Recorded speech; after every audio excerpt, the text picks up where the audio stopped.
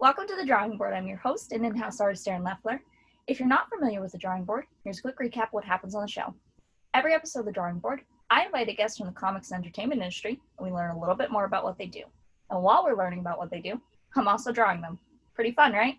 Well, I'm super excited to introduce you guys to my guest for this episode, because if you've been on social media, you've probably seen his work before. He does so many cool different versions of characters that you grew up with and that you know and love today. And quite frankly, they are fantastic. Please welcome my guest, illustrator and artist extraordinaire, Marco Bernard. Hi there. What's up? How you How doing? is everyone doing? I'm good. It is actually my birthday. Oh! I have It never had is. that happen on the show before. It is. It's probably not going to air on the day of my birthday, but August 24th. I That's today. That's my Oh my birthday. goodness, that's never happened on the show before. This might be Well, I the am glad to first. be the first. Thank you very much for being the first. Well, it's gonna be fun then, at least I hope. Yes. Well, for the kids who don't know, because I just used a lot of different things when I was describing you, how would you describe what you do? You did a pretty good job. I would say that my main my main motto is recreating the stories of your childhood. So I like to take old stories, maybe old movies, old TV shows, not necessarily old, but older, and kind of repurpose them and kind of give them a fresh new take, maybe expand on some stories that, we might have wanted to know a little bit more about. Just have some fun. It's tough times we're going through, so you need some fun when you're scrolling social media. Absolutely. And looking through your feed, you would definitely be able to tell that because it's so bright and colorful and full of just like fun takes on these characters that I don't think many people would think of. So you definitely get that through your work. Thank you. My dog, Mushu, stop. Ah, Stop it. that's a great name for a dog. I know. He's mischievous just like the dragon. Love it. Now, how long have you been doing this? I have been drawing ever since I could remember, probably around 4 years old. And it's funny because everything comes back around because I remember distinctively falling in love with drawing and animation when I saw The Lion King for the first time. So recently, my stuff has been spread pretty vigorously because of the Lion King. So it's like everything, happens for a reason. I remember the day my mom bought me the Lion King VHS tape, and I sat alone in the basement just watching the movie, just like with my mouth just like. And I remember I was like, yeah, I wanna do this. I wanna draw. I So don't yeah, I've been doing that ever since. I don't blame you. The animation on Lion King is just absolutely gorgeous, and the way that they executed it was so beautiful. So that's a great way to get a start. Now, I Yeah. want to talk a second about the Lion King stuff that you've done because that, as of late, has gone super duper viral. Everyone loves it. It's just kind of funny because you don't expect something to take off, and it just went all over. It's all over Twitter, TikTok, Instagram. What's it like knowing that something hmm you creative had that much of an impact and love from so many different people? It feels really good because, um, like in my previous years, I've always said, man, I just want to create something recognized by the world. And it feels like I'm like kind of there because the Lion King is not really my original characters, but my take on the Lion King is pretty original. So people know that. So I'm just like, wow, it feels really good that something that you don't expect just by like years of hard work and practicing, like you have to stay ready so that these opportunities can come. Because I was drawing characters like one a day for like probably a good like 20 days straight. Just because I didn't want the steam to let out. I didn't want people's anticipation to die down because it was kind of like a game. Like at 12 o'clock every day, I would post a new character and people would be like, what? Like, what are you doing? Like, they were so like amused and confused at the same time. So every day at the same time, I'd do a new character, and it just became like, what is he gonna do next? And I never told anyone what character I was gonna draw next. I saved Timon and Pumbaa for last. People were like, "How can you not do Timon and Pumbaa?" Just like, you just wait. But yeah, it was really fun. I love that. And I think it's so cool because it's so unique and it's just, it screams that it's your work when you see that Hmm. anywhere posted on social media, when fan art accounts repost it, when celebrities repost it, you can just tell it's your work. Thank you. Now, I have to ask because as artists, a lot of times we have people that inspire our work that we try to emulate in certain aspects. Are there any artists that you find in particular that you love so much that have really inspired your work over the years? I would say my work is inspired a lot by Glenn Keane, who's a Disney animator. Keith Haring, he Ooh. does pretty colorful, very graphic, very simplified shape kind of things. Um, Jean-Michel Basquiat, who was a street artist in New York. And he's important because he's the same nationality as me. Um, what else? Yeah, Jim Lee, who's a comic book artist. So I take like different aspects from different artists, and that's a lot of people say, how do you find your style? I would say that's the way you find your style. You take something from each artist that you like or each piece of artwork that you like and put it together your own way. Because when you take a little bit from everything, it becomes something totally different. So I'm yeah, so that's glad why. you said that because that's something when I have my artists on here that I love talking about because finding a style is Hmm. something that when I do guest appearances at Comic Cons, that's a big question that kids ask. How do you find your style? And I think it's important to talk about, taking inspiration from other people because a lot of Hmm. times that's frowned upon. People will teach like, no, you need to do something completely your own. But the way that you just said it's a good way of talking about it. You need to find little things you like and that'll make it your own. I think that's a wonderful way to put it. Exactly. Because I was recently watching a show called Craig of the Creek, and for some reason, I I really like the way that the trees and stuff were drawn. So it's like, okay, I like those trees. But then I'm watching DuckTales. I'm like, wow, I really like the way they do the backgrounds and the clouds. I like those. So once you put different things together, it just changes.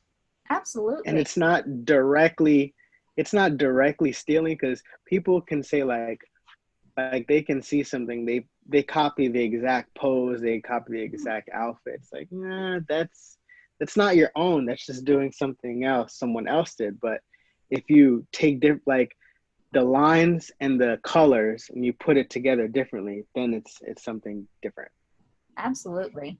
Now, this is a question I love getting to talk about because every time I guest at Comic Cons, kids are always asking because they think that to be successful on social media, in life, in your job, the only thing that you can do is work. They don't think you do anything outside your job.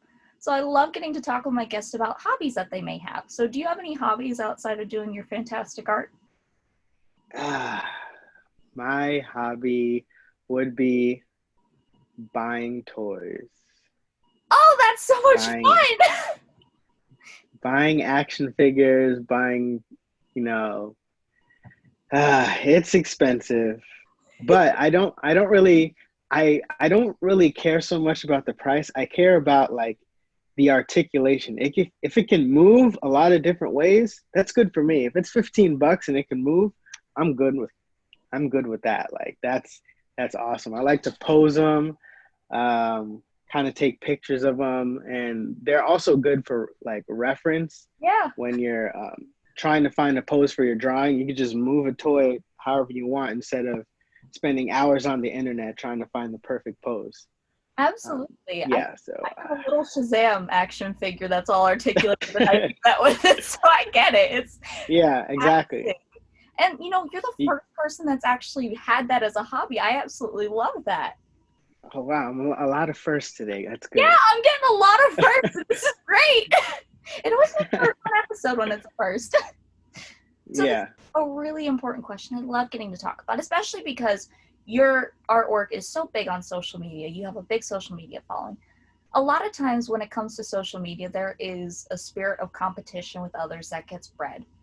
And I love talking about this because should kids find a healthy balance between competition, or do you think that it should be all competition all the time? I definitely think it's a healthy dose of competition. It can't be 100% competitive because then that just leads to like depression and like anger and jealousy. But I would say about 25%, actually 100% competition, but the competition has to be within yourself. Like, okay, let me draw this better than the last picture I drew. Let me, you know, make this caption funnier than my last caption, or let me, instead of replying to 20 comments, let me reply to 25 comments. So always try to do better than your previous self as opposed to trying to do better than someone else, because you don't know what they're doing behind closed doors. You don't know, how many hours they're putting in. You don't know, what kind of mood they had that day. You don't know what kind of influences they've had. So only thing you know is yourself. So competition with yourself, and also being easy on yourself. You're only one person, you're only a human. So just, have fun with it. As long as you're having fun and competing with yourself, I think that's how you'll gain success. I love that. Thank you so much for saying that because I think competition to be better yourself is such a great thing to have. Mm-hmm. Now, along Mm-hmm. with competition, especially with us artists, we get rejected a lot, whether it be for jobs, whether it be we feel rejected when we post something. It's just there. We feel it all the time.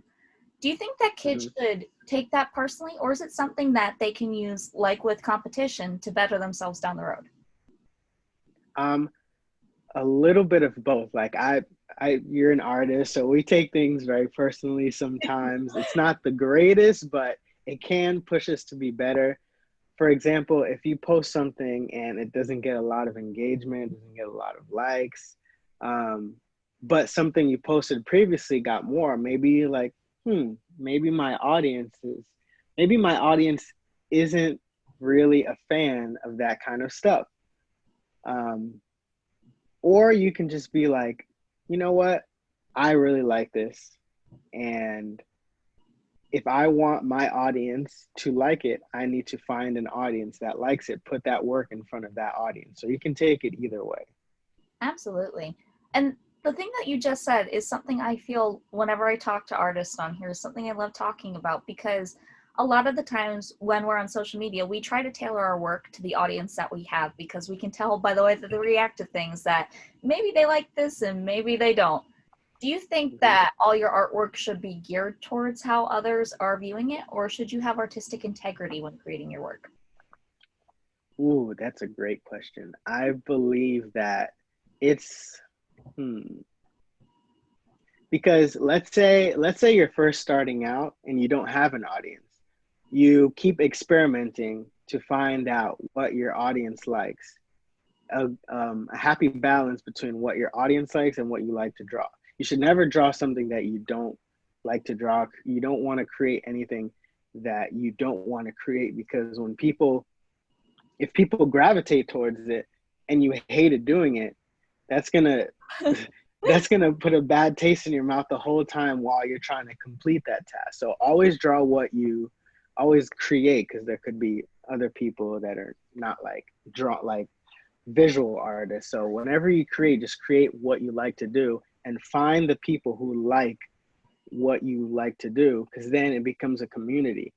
So I would say that when you're doing that, you should always, and your audience grows, you should always cater to what they came here for, unless you personally have a conviction that you want to move a different direction, because the people who already love you will continue to love you, and they'll tell their friends that share the same values, hey, you follow this guy, his work is awesome.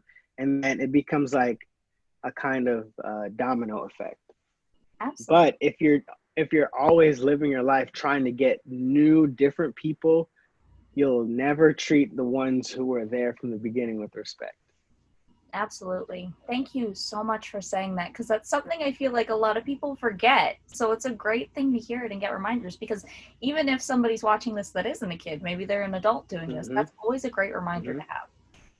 Now, Absolutely. I want to talk for a second because your work is absolutely incredible. There's so many fun different characters that you've gotten to work with. Are there any pieces that you've done in particular that stand out to you as one of your absolute all-time favorites? My all-time favorite. I know Hmm. I asked the hard questions. I'm sorry. I drew one of my favorite pieces is I drew a it's called Nickelodeon 64, and it's a bunch of Nickelodeon characters playing Super Smash Brothers. And yes, and it really means a lot to me because growing up, um, I was around a lot of family and friends, and we'd all gather on like Thanksgiving or Christmas. We'd all be in the basement playing video games for like the whole entire night. And it was all different ages, 4-year-olds playing with 18-year-olds, and we're all just having fun in the basement, having like heavy, heavy, serious competition. And it was so cool because I would look forward to holidays every year just to get to do that. So I included characters like Skeeter, Reggie, Timmy Turner, Tommy Pickles, Arnold. They're all playing video games and all having a good time. I have Reggie in there to represent the girls who play video games that weren't too shy to hang out with the dudes back then. And I threw some '90s nostalgia in there. I threw the old school Doritos chips bag and the orange Nickelodeon tapes, and I like to throw Easter eggs in my artwork because it helps people look at it more. And the longer you look at it, the more things you'll find, and the more like it becomes more personal to you. So yeah, I would say that's one of my favorite pieces. I As of recent, I feel like I really like the way I drew Shere Khan. Yeah, that one was really cool. I will say, I really did like that one. I Yeah, would yeah, say it's I really like that one. cool how you like to incorporate different elements from the 90s and stuff, especially in that piece. I think that's really neat because Hmm. that's a lot of people who grew up in the 90s. And I know for Hmm. myself, seeing all the things that we know and love from when we grew up, that was like amazing, to be able to pick out these Yeah, different things. And it's even cooler when there's kids now who can go back and look at it and be like, wait, what was that? And then talk to somebody else and find yeah, out, like, oh, that was something around when I grew up. yeah, exactly. It's a cool way to connect with people for sure. Now, I have to ask because we all know different things from this point to compared when we started out. Are there any lessons that you've learned along the way when creating art, when doing your job, that you know now that you may not have known when you started that might have been helpful to you? Hmm. So would you say that's um, specific to doing artwork or specific to, navigating a career or just all general? Anything in general, anything that would have made it easier. Okay. Wow. I would say to read the room. That's my biggest takeaway. Read the room. Um, when I say read the room, I mean like what's happening around you. What do people gravitate towards? Not necessarily what's trending, but in a way, yes, like what are people talking about? What gets people excited? And then take that, combine it with your own aesthetic, your own likes, and then yeah, that's just basically just listen. Like people they want to talk all the time. So you just take the time to listen to what people want. Listen to yourself. Read your room. You are a room, so read it. What do you pay attention to what you like? Pay attention to your strengths. Pay attention to your weaknesses. What can you work better on? What do you need to stop doing because you're good enough at that? So like, okay, I'm good at this. Let me not focus on this anymore and let me make something else better so you can then combine that with what you're good at to make something better. Yeah, read the room. That's a great piece of advice. I think that's so important to learn too, because I think that comes in handy in a lot of situations. Mm-hmm. So I have to ask, because as artists, we are often put in competition with one another, if it be for jobs, whatever it is, especially with social media. Do you think it's Mm-hmm. important to be able to connect and learn from and talk to and create a nice little creative group? Absolutely. I recently I got asked that question, and it was like, what are your like top your pieces of advice to become like an artist or influencer? I'm not an influencer, but people think that if you have a lot of followers, you're an influencer. That's wrong. But like with the top tips to become like a social media artist, one of them was having like a good tribe around you. Mm-hmm. And I would say like if you're an artist and you've been drawing for a couple of years, you can search the internet is a great place to find other people like-minded people. So you do that by finding someone's art you like who's on the same level as you, and kind of interacting with their stuff, liking their stuff, commenting, becoming friends with that person. Then you do that to another person, and then you find the people you connect with the most, the ones that are reciprocating, the comments and the encouragement. And you can start like a little group chat on Instagram or Facebook or Twitter or whatever, and give each other advice, critique each other, share art memes and stuff. And that's really helpful because it lets you know that you're not alone, because a lot of people want to do things by themselves on their own alone, but that's not that's not the easiest, healthiest way to success, because people will say like, oh, I did it myself. No, not really. You're just not giving proper credit to the people who helped you out. So find that group. um, Remember, you're like, if you've been doing this for 2 years and you try to connect with someone who's been doing it for 15 years, that's probably not going to work out. I mean, they might answer you, but I wouldn't. That's not really, because it's like a one-way street. Like there's probably very few that you could teach that person, as opposed to what they can give you. So Yeah. find someone who you can easily exchange information back and forth. That's like on the same level. That's a great way of putting it. I really, really appreciate you saying that, because I think that's a very important tip. It's not a bad thing to reach out to people who work longer than you, Mm-hmm. but also Mm-hmm. try to work with people that are around your same skill set and everything, because then it's easier to learn with Mm-hmm. one another. Exactly. So, just a couple more questions for you before I'm able to show you what I was working on over here. I think this Oh is a very boy. important one. You had mentioned about, your mom getting you the Lion King VHS and everything before. Are there people that you can pick out in your life specifically who really helped you like develop and just cultivate a love for art? I would say my parents were very supportive um, in cultivating my love for art, especially because like they never pushed me to be an adult faster than I needed to be. They never, like, I didn't have to get a job very early on. They would say like, oh, okay, as long as you make good grades, you should be good. So that motivated me to make good grades. I didn't have my own money, but they always like provided like basic things that I need. And if ever I needed like some sneakers or like an action figure, they'd like, okay, you've been good this time. But yeah, my parents have been really supportive. Select teachers that I grew up with believed in my artwork and always pushed me to do better.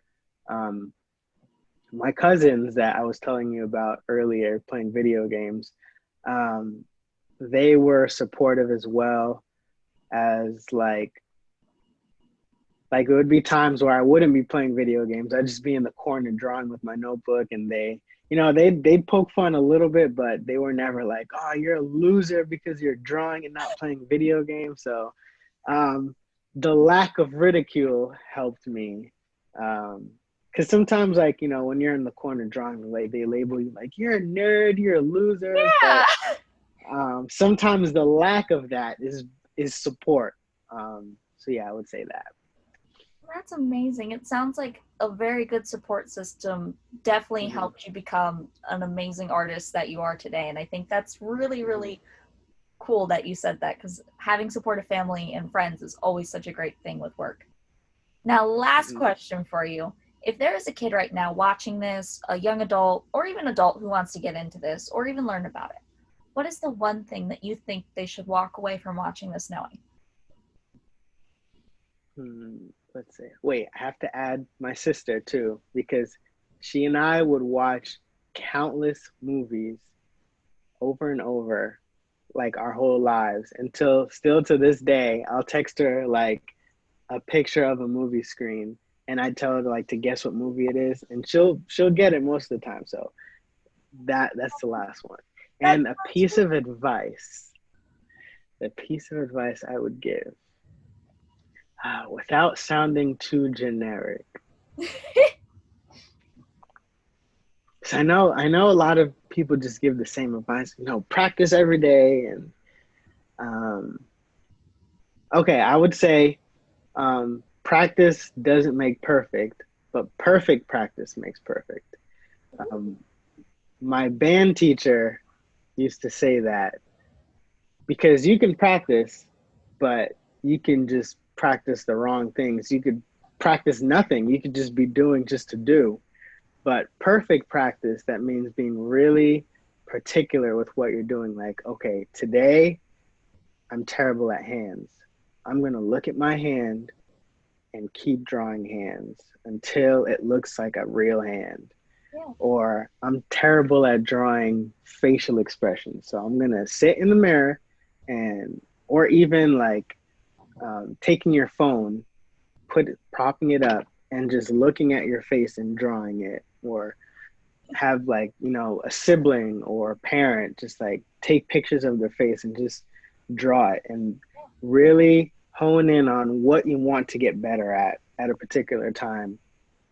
Read books. YouTube is a fantastic place to learn, as well as, you know, people think that you have to go to art school to be a great artist, and that's not necessarily true, especially in this day and age. I mean, it's very beneficial, I would say that, and I would say mostly beneficial because um, of your peers.